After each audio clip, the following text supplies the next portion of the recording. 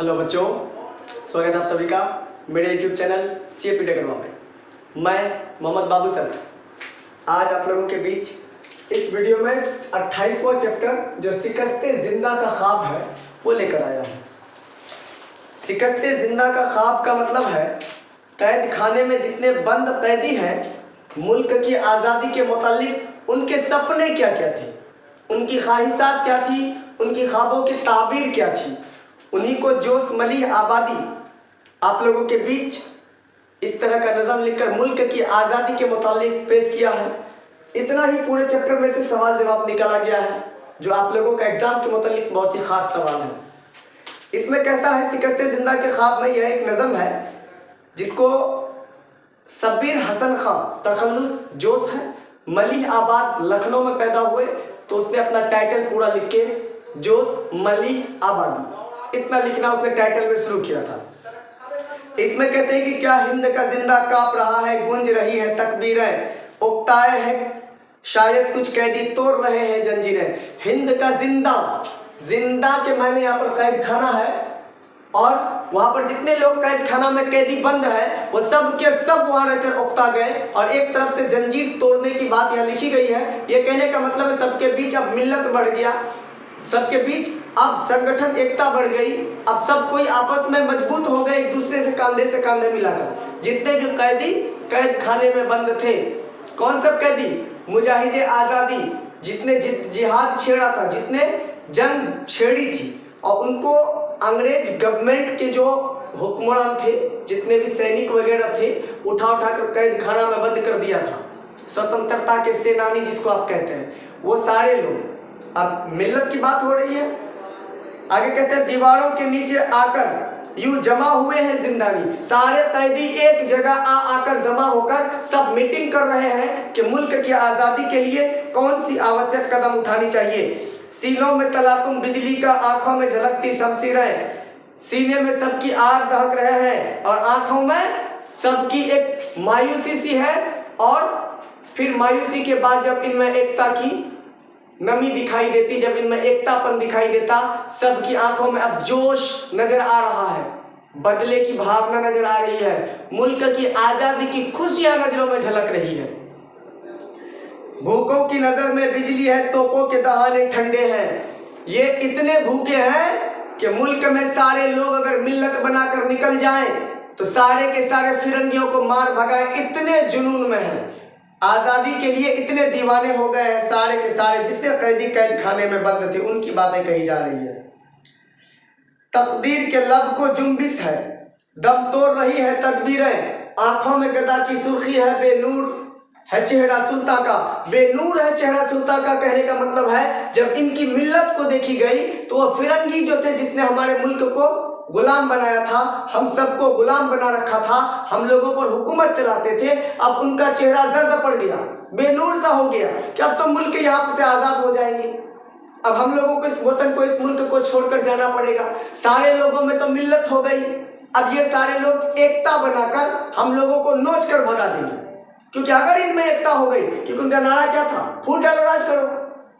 जब तक एक हिंदुस्तानी को दूसरे हिंदुस्तानी से फूट ना डाल दिया जाए, अलग ना कर दिया जाए किसी भी कीमत पर, हमारे बीच में वो राज नहीं कर सकता, हुक्म नहीं कर सकता। ऐसे हालात में क्या हुआ कि फूट डालो शासन करो का उसने नीति अपनाई।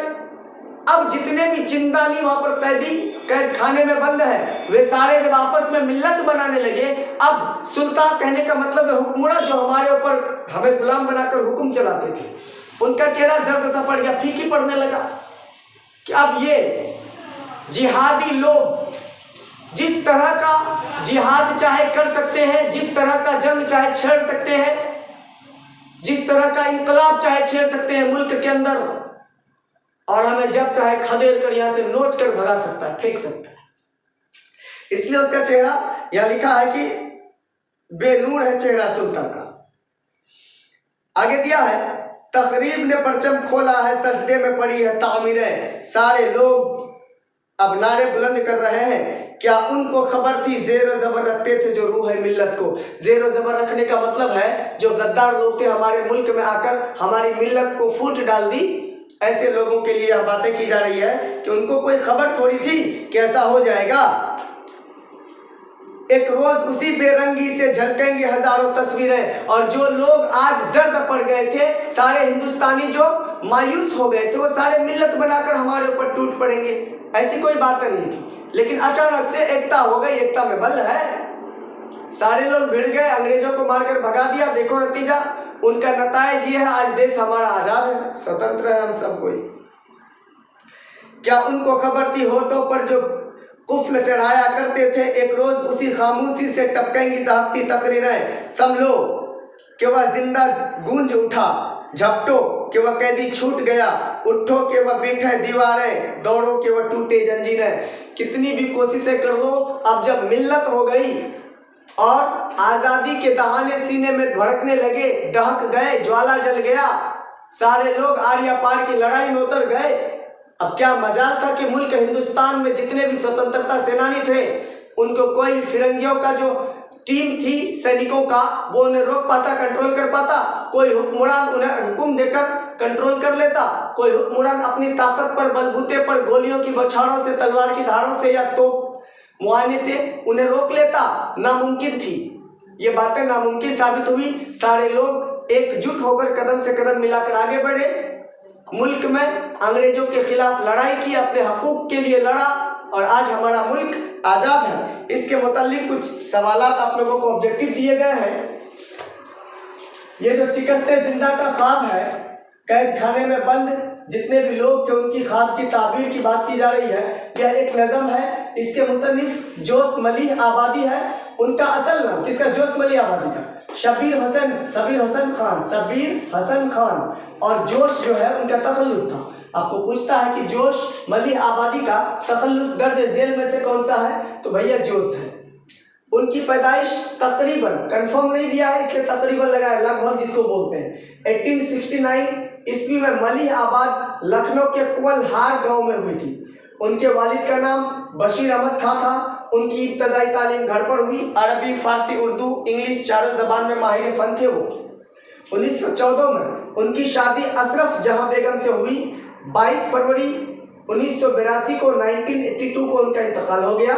रूह अदब, नक्श व निगार को मिलाकर नक्शो निगार पढ़ेंगे।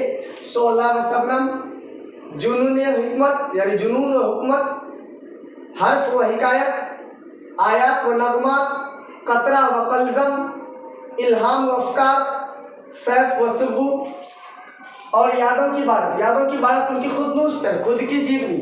खुदनुश्त जिसे समझ में नहीं आती, मैंने एक चैप्टर मैं यूनिवर्सिटी में एहसान दानिश का लिखा हुआ पढ़ाया है। आप उस चैप्टर को देख ले, खुदनुश्त आप खुद ब खुद समझ जाएंगे। उनकी किताबें हैं, जिंदानी से मुराद कैदी है, शिकस्ते जिंदा का ख्वाब की ताबीर, यानी शिकस्ते जिंदा का ख्वाब की ताबीर आज़ादी पाना है, यानी उनका मकसद क्या है? आज़ादी पाना है। फैज़ अहमद, आपकी किताब में दिया हुआ है उसके 3 हम अस्र के नाम और उनके कलाम बताएं, तो फैज़ अहमद फैज़, ये नक्शे फरियादी लिखा है, फैज़ अहमद फैज़। जमील मजहरी का लिखा हुआ नक्शे जमील, अक्से जमील, ये सब उसी का है। फिक्र जमील, सब उसी का, कोई तो लिख दीजिएगा। अमीर हनफी का लिखा हुआ संगे पैराहन, 10th क्लास में भी लिखा हुआ अमीर हनफी के बारे में, 12th में भी है। अमीर हनफी, फैज़ अहमद फैज़ और जमील मजहरी, ये तीनों इनके हम अस्र थे। हम अस्र का मतलब जिसको सीधी भाषा में जान लीजिए, हम लोग लंगोटिया बोलते हैं, उस तरह के। जब ये शेरो शायरी अदबियात की दुनिया में आए, फितरी तौर पर ये सारे लोग, उन्हें बहुत सारी सीख सिखाई, बहुत सारी बातें बताई, और इसने जोश मलिह आबादी ने इनसे बहुत सारी हिकमतें सीखी। गज़ल हो, शेर व शायरी हो, अदबियात का दौर हो, बहुत सारे मकासिद इनसे प्राप्त किए, तो उसको हम असर कहा गया। आगे दिया हुआ है, मार्सिया के मायने काला सांप है। वहां लिखा हुआ मार्सिया के मायने क्या है? मुल्क के गद्दार मिल्लत को जेर जबर रखते हैं। वहां आपको क्वेश्चन दिया हुआ है कि मिल्लत को जेर जबर कौन रखते हैं। इतना इस चैप्टर में क्वेश्चन है, इससे ज्यादा आप लोगों के लिए किसी भी वर्ष में कोई VVI क्वेश्चन नहीं आता। पढ़ने के लिए बहुत पढ़ते हैं, आप इतना तैयारी करें, एग्जाम इससे बाहर नहीं जाएगा।